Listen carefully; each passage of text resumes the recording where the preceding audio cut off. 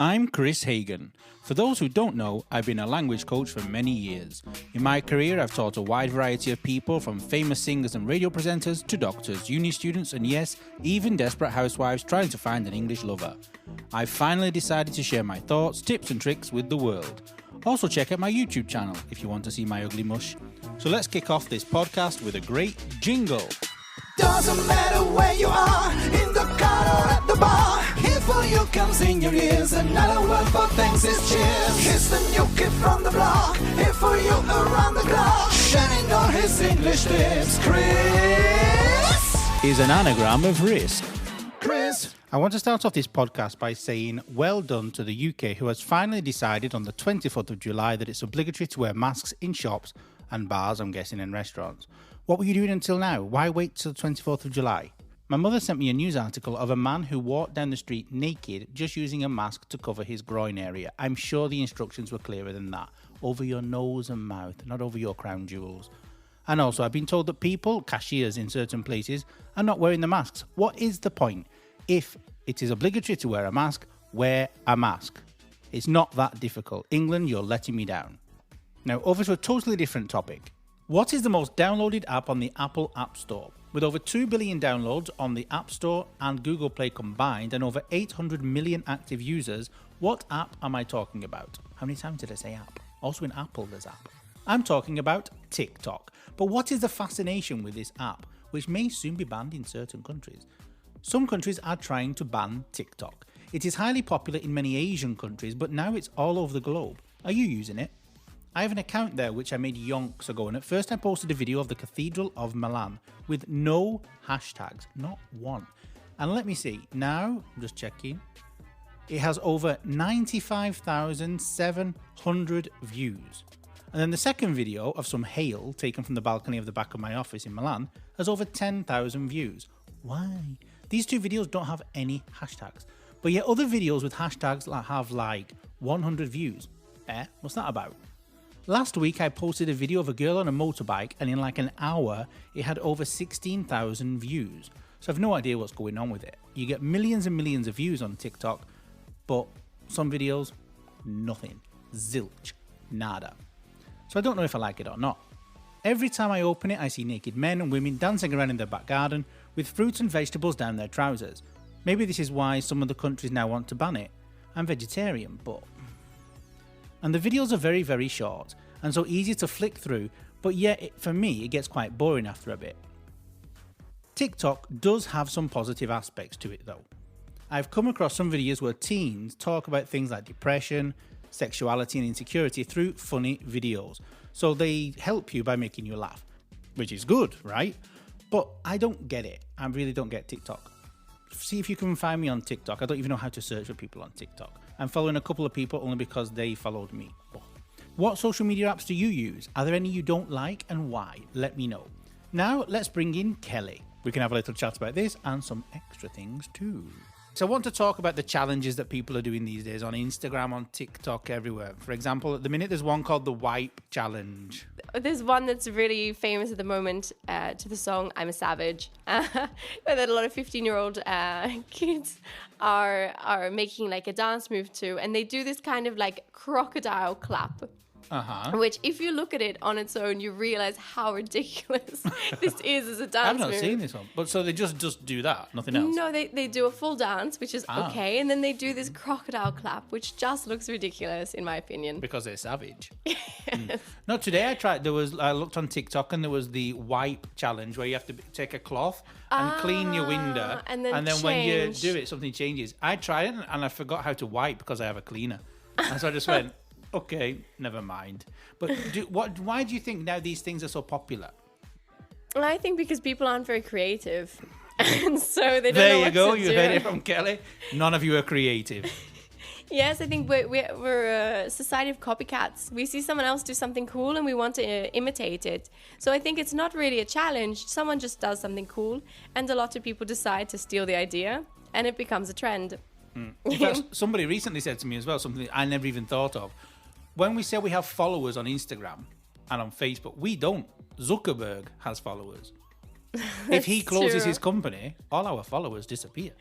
That's true. In fact, it's the same with with TikTok, all these TikTok celebrities, they think that they've got so much influence and popularity, but they're just bringing popularity to the founder of TikTok and no one else. They're not getting any money for their work, the hard work that they do. No, they do a lot as well. They do lots of editing and everything. Imagine how much work they do. Oh, also all the filters. You can play with all the filters and things like this. Yeah, do you it's getting use insane. them? No, I've never There's done so it before. many. I'm scared. You can change your eye color, your hair color. You can change like the orientation of your face now. But do you think out of people do it because control. they think that doing it makes them look better?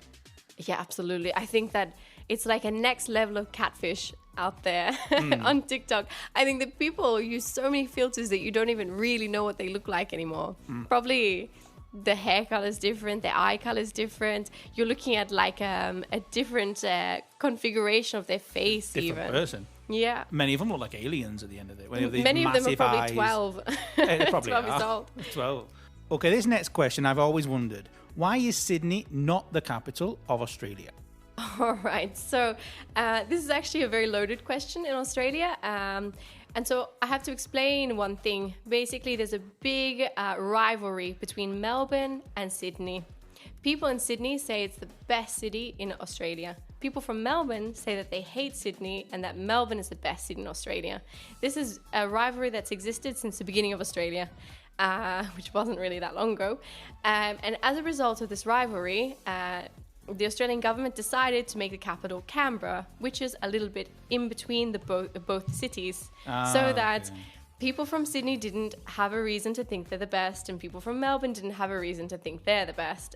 Instead, the capital is in between them both, except it's a little bit more towards Sydney. And the fact that you asked me, why is Sydney not the capital, makes me believe that it should be. And I'm biased because I lived in Sydney and I loved it, and I don't like Melbourne so much. And so now people in Canberra think they're special? No, everyone hates Canberra. It's just full of politicians, nothing else. Oh, there's nothing else there? And there's nothing there. There's just a bit lake. like Washington, really. I don't understand why Washington, D.C. is the capital of America. I don't get it. I went to Washington, I'm like, why am I here? Exactly. Okay, also the same situation, though, with South Africa.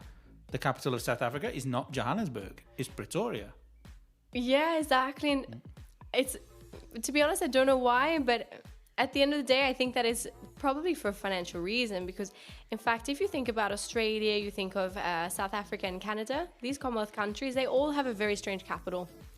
My opinion on it is, in fact, that they just want to make a bit more money from another city. By making another city the capital, it gives people a reason to visit another place.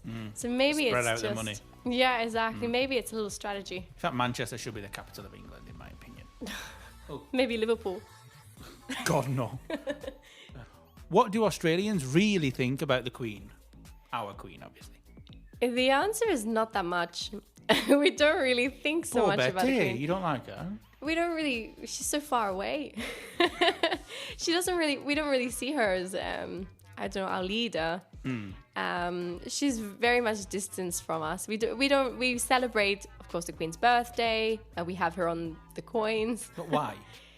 What do you mean? Why don't we celebrate it? No. Why is she still on the coins and things like this? I don't know, to be honest. I think we lost a vote in the past. You have no choice. That's it. But it's true that she has the final say on all decisions in Australia. She's still the boss. Yeah, she's still the boss. God help you when Charles comes into power. What did Australia give to the world apart from Kylie Minogue? Crocodile Dundee. Ooh. A close second. What else did they give? Well, I won't say Vegemite because I already know everyone's opinion on that one. I think we gave the world a very kooky accent and another personality to make fun of. There are lots of Simpsons episodes with making fun of Australia. Americans love to make fun of Australians. The British love to make fun of the Australians. No, it's not true. Apart from the fact that you can't pronounce egg. And so what else did you give, though? Apart from a laughing stock. Other than But you said that, not me. laughing stock, nothing else. No. To be honest, no, I can't think of anything else. We're so separated from the rest of the world. Let's move on to a different topic. Every Monday I put a question on YouTube that I want to know your answers to. Whether they're strong beliefs or just you're bored and got nothing else to do because you're on the toilet, it's the same. So we're going to have a look with Kelly. And I want to see what her opinions are on the questions that I asked, and also if she agrees with any of the comments that you put underneath. The first question was, why do people convert? Meaning religion, not convert the car. So, why do people convert, in your opinion? In my opinion, well, I really agree with Michele Ronconi. Perfect pronunciation. I'm sorry, Hi, Michele. Michele. And he said that, I think that people convert to another religion because they realize that the other religion is more close to their own thoughts than the previous one. I think that this is probably quite right. I think people usually convert based on their own beliefs and what really cries out to their own opinions and what they follow. So I think that's quite true. One thing I'd like to add is that I think that people really search for religion during a hard time, maybe the loss of a family member, maybe even the loss of a pet when they're young. And so they want to believe that there's something more to death. And so they start to search for a different a way to look at things, to make things softer, to make things feel better than just believing that we're here for no reason. So I think people convert when they're living through a tough time, perhaps. Maybe, I don't know, they lost their job, they lost their girlfriend, they lost their partner, and they're going through a tough time, and they find religion as a way to cope, to give them direction. So I think it could also be a way to give you something to believe in, something to follow. And would you change religion to marry your boyfriend?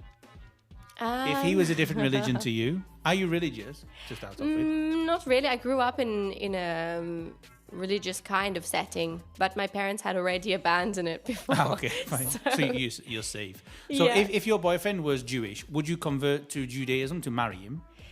No, I don't think That's so. not a proposal, though. Right? No, I think that it would depend. Maybe if I was really interested in the religion, obviously I'd have to learn more about it through him.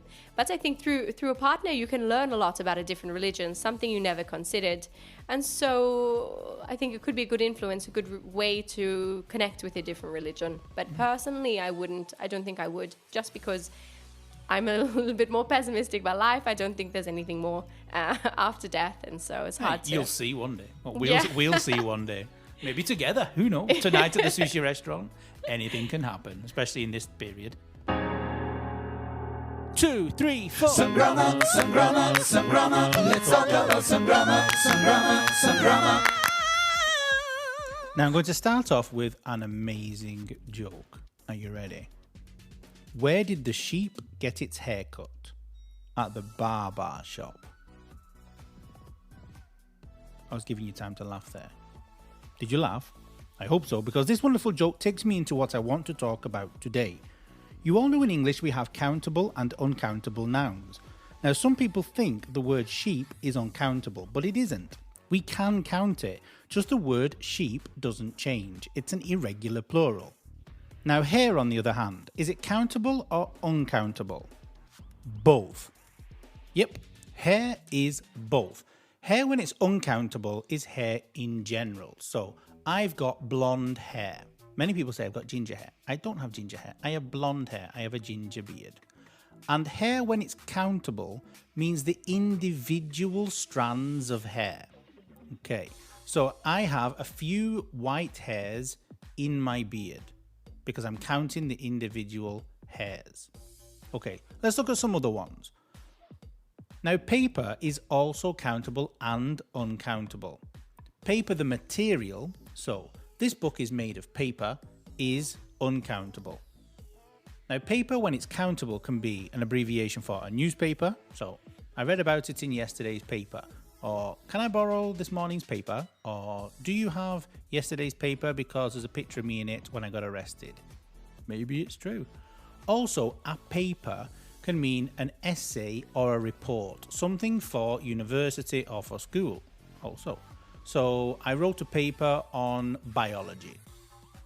Some people think it's strange when we use the word room to mean space in English. So tonight, for example, I'm going out with 3 of my friends, and before they phoned me and said, "Is there room in your car?" Meaning, is there space in my car? Room in this case is uncountable because obviously space is uncountable. So if we're using room when we mean space, then it's uncountable. But room, as you know, a bedroom, a waiting room, a dining room. I have 2 bedrooms in my house. This room, meaning a place, is countable. Now, another little thing which happens in English, unfortunately, because we're very lazy the way we speak English, we say a coffee. Can I have a coffee? Can I have a water? Can I have a beer? Can I have a tea? Can I have a Coke? It's wrong. But we say it because we don't want to say, can I have a glass of coffee? A glass of coffee. I don't drink coffee, as you can tell. You don't say, can I have a glass of water? It's obviously correct to say, can I have a glass of water? But people don't. Can I have a water? Can I have a beer? A beer, again, a glass of beer. A cup of tea. But we say, can I have a tea? So it isn't really countable, but it's used as countable. So the liquids are uncountable. Because we can't be bothered constructing a full sentence, we make things like coffee, water, and beer and tea countable. I could do with a beer. Another word which can be confusing is the word work. Is it uncountable or is it countable? Homework is uncountable, so work is uncountable. No, it's also countable. If I say, this is the work of Dante. Dante is the Italian Shakespeare. Someone will slag me off for saying that, but I prefer Shakespeare anyway, so I don't care. It's just an example. Okay, so the Divine Comedy was a work of Dante. A product. It means a product, a work. Work meaning the activity. Shut up and get on with your work. Stop talking and get on with your work. Have you finished your work? Is the activity. This is uncountable. Another one I want to look at is the word fruit. Now, people always say, I had some fruits for lunch. Okay, we don't say it. Fruits exists, but normally when we're talking about specific kinds of fruit. And so we would use this more for somebody who really works with fruit. So Paula sells fruits on a stall at the market. Okay, she's selling different kinds of fruit. She sells fruits. If we're speaking about food in general, we would say the fruit was delicious. For lunch, I had some fruit. It was exquisite. Exquisite, can't even say it. What's another word I hate? Exquisite, I hate, and also succulent. Succulent, I detest that word. It sends shivers down my spine. So fruit can be both countable and uncountable. Say it right. Now, back in the second podcast, the second ever podcast I created in my entire life, I told you about assimilation, and I gave you 2 examples of assimilation. Today, I'm going to give you 2 more. Okay, when you sneeze in English, when somebody sneezes in English, what are you supposed to say? Bless you. Okay, now bless finishes with a s, and you begins with a y. So the s and the y, when they go together, they actually change sound. There is assimilation. Can you listen to what I'm saying and tell me what sound I'm changing it to? Bless you. Bless you. The s and the y have changed. They have merged. They have assimilated into a sh. So remember, if a word finishes with a s sound and the following word begins with a y sound, when they're read together, they come out as sh. Now, another example is, listen to these 2 words. How is your day? Okay, how is, I will contract it and I would say, how's your day? But do I say, how's your? No, I don't. I say, how's your day? The z and the y assimilate, they merge, they blend together and create a j sound. How's your day? Now, this is normal. It's not a mistake. The thing is, if you don't do these things yourself, you're not going to understand when we use it, and you're going to think we're saying a different word or we have a problem. But these 2 examples of assimilation, so bless you and how's your day, add them on to the 2 that I explained to you in the second podcast, and then you have 4 examples of assimilation. And if you're not listening to the second podcast, what are you doing listening to this one? There are a million in between. Listen to them in order. Can't stand people who don't listen to things in order, really, can you? Okay, so there you go. Some more examples of assimilation. Now I need to go and plant some rhubarb, so I'm going to hand you over to the jingle. See you next week. Don't Doesn't matter where you are, in the car or at the bar. Here for you comes in your ears, another word for thanks is cheers. Here's the new kid from the block, here for you around the clock, shining all his English tips. Kris is an anagram of risk.